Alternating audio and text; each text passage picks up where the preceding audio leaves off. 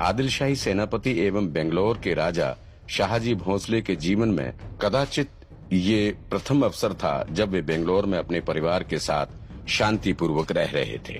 बेंगलोर में उनका एकमात्र साम्राज्य था। वे वहाँ के राजा भी थे। नियमित समय पर पूजा पाठ करते, दरबार लगाते, कलाकार एवं विद्वानों से मिलते तथा गुणीजनों और साधुओं का आदर सत्कार भी करते थे। वे अपनी दोनों पत्नियों जीजाबाई और तुकाबाई के साथ रहते थे। उनके साथ जीजाबाई के दोनों बेटे संभाजी और शिब्बा एवं तुकाबाई का पुत्र व्यंकोजी भी रहते थे। संभाजी उनके पिता के साथ युद्ध में भी जाते थे, लेकिन शिब्बा अभी 10 साल के थे और व्यंकोजी अभी शिशु अवस्था में थे। थोड़े ही दिनों में बेंगलोर के नगरजनों में शाहजी के परिवार के बारे में चर्चा होने लगी थी। कोई कहता था आदिल शाह ने शाहजी को भिक्षा में कर्नाटक दिया, तो कोई कहता था कि शाहजी को जीजाबाई से ज्यादा तुकाबाई से प्रेम था। कुछ लोग मानते थे कि सेनापति शाहजी अपनी कूटनीति से किसी एक मुस्लिम शासक के नहीं हो पाए, तो वही ऐसी ही मान्यता थी कि शाहजी को अपनी दूसरी पत्नी तुकाबाई से ज्यादा अपनी पहली पत्नी जीजाबाई से अधिक प्रेम था, जिनके कारण उन्हें बेंगलोर बुला लिया। इन्हीं बातों के बीच शाहजी की सच्ची कहानी दबी हुई थी। वास्तविकता में शाहजी को संभाजी और शिब्बा में से कौशल और गुणों के कारण शिब्बा से अत्यधिक प्रेम था।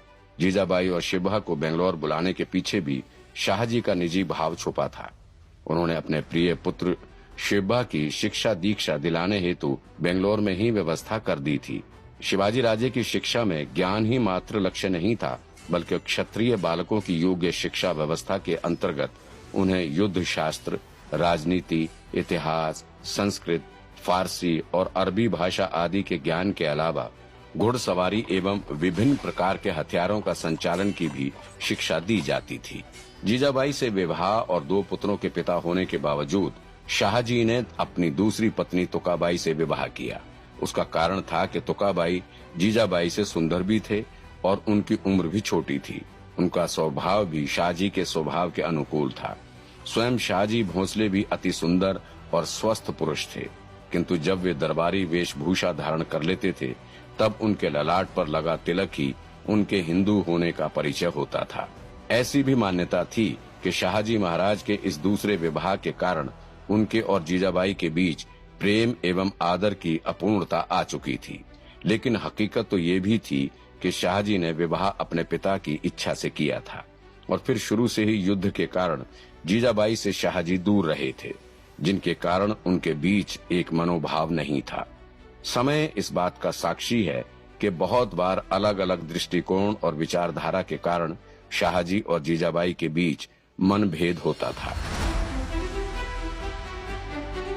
आगे जाके इसी कारण शाहजी और जीजाबाई के बीच दूरी बढ़ती गई।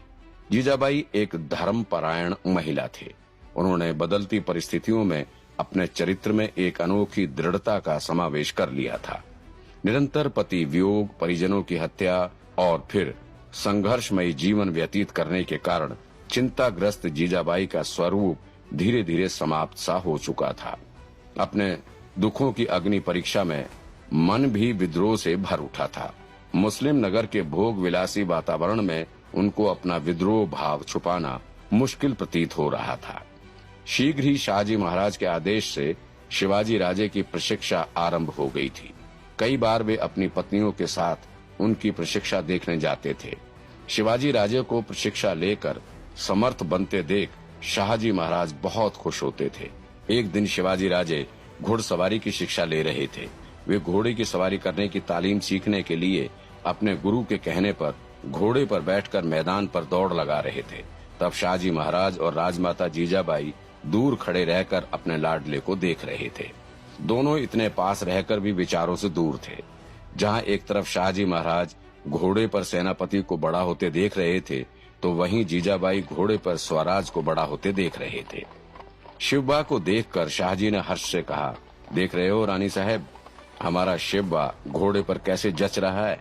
जीजाबाई ने शिब्बा की ओर देखते हुए कहा, हाँ महाराज, ऐसा लग रहा है जैसे कल के शिवाजी राजे घुड़सवारी कर रहे हों। महाराज ने जीजाबाई को रोककर कहा, सिर्फ शिवाजी राजे नहीं रानी साहब, सेनापति शिवाजी राजे कहो।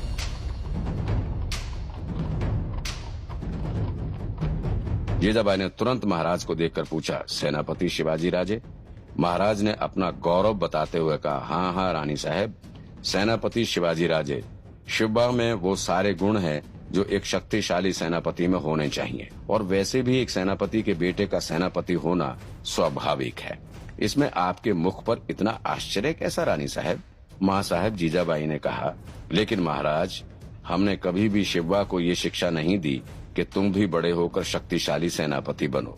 महाराज को जीजाबाई के इन शब्दों का मतलब नहीं समझ आया। उन्होंने पूछा, क्या मतलब है आपका रानी साहब? क्या आप नहीं चाहते कि अपना शिवबा सेनापति बनकर पूरी सेना का नेतृत्व करे?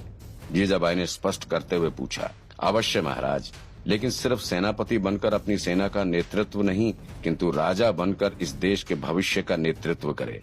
हमने उसे धार्मिक कथाओं के माध्यम से हमेशा यही शिक्षा दी है कि बड़े होकर तुम मुगल सल्तनत का नाश करके स्वराज का ध्वज लहराना।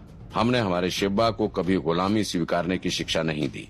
महाराज ने जीजाबाई को सांत्वना देते हुए कहा, रानी साहब, मुगलों के विरुद्ध जाना, स्वराज की स्थापना करना, अपना आधिपत्य स्थापित करना, ये बातें आज सिर्फ काल्पनिक दृष्टि से सुंदर लगती हैं।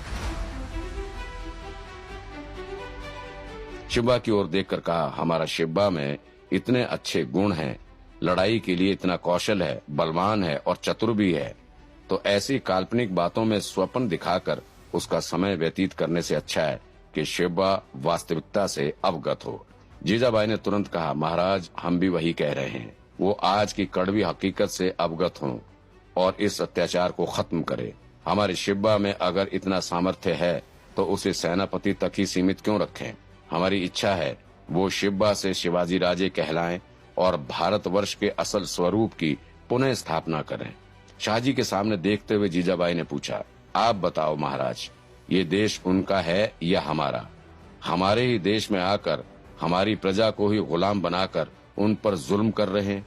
शाहजी महाराज समझ गए कि जीजाबाई किसकी बात कर रहे हैं। उन्होंने कहा, बात भारत देश की नहीं रानी साहब, हमारे शिवबा की है।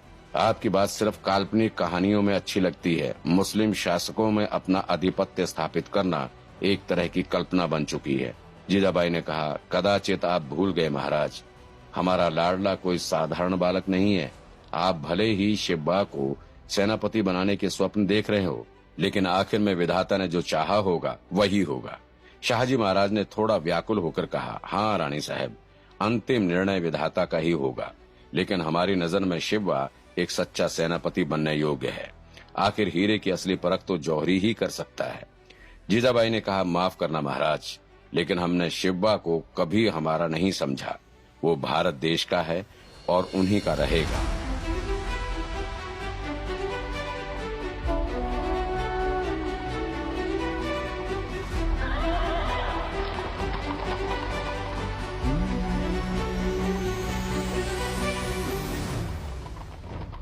और रही बात हीरे की, तो हमने शिवबा को चमकता हुआ हीरा नहीं बनाया, पर जलती हुई वो मशाल बनाई है जो गुलामी का अंधकार मिटाकर स्वराज का सूर्योदय करेगा।